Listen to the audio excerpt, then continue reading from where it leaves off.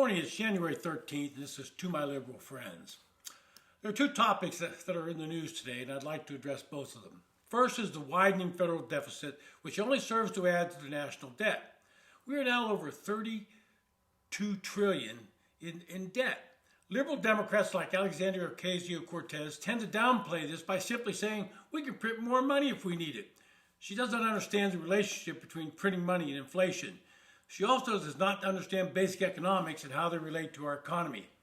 In the month of December, the federal government had an $85 billion deficit. One of the basic causes of this widening deficit is the cost of borrowing money. It's increasing as interest rates rise. The Biden administration plays smoke and mirrors with this type of information. They will tell you that the deficit was actually going down this year, ignore the fact that it ballooned so high with the pandemic largesse they were handing out that it had to come down. This would be tantamount to you going on a shopping spree in 1 month, charging $10,000 on goods on your credit card, things that you want, and then the next month, realizing you're a little out of control, having already purchased all the things you want, you cut that down to charging only $4,000.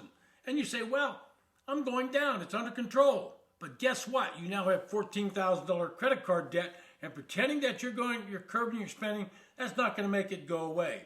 Now, this problem will eventually hit Congress. Right now, the debt limit is $31.4 trillion, and since we have borrowed $31.3 trillion, something will have to be done.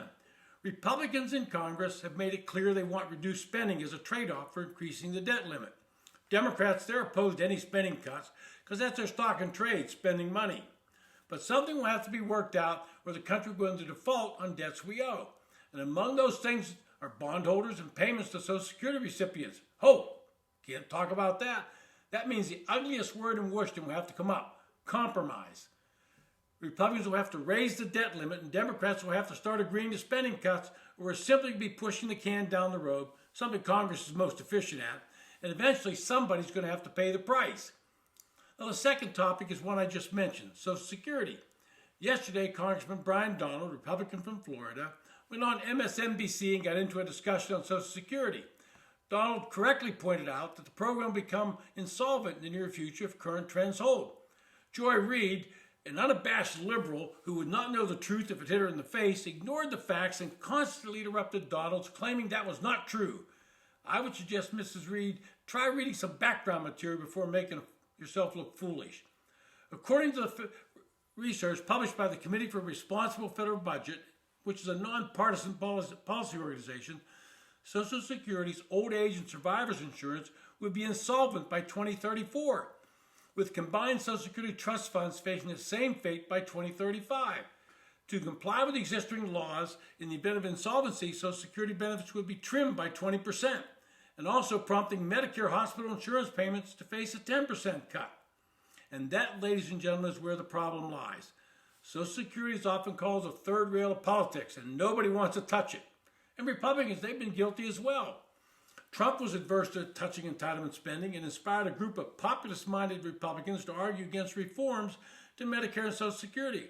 All of this, of course, while he was signing into law policies that added almost $8 trillion deficits and saw debt held by the public exceed the size of the U.S. economy for the first time since World War II.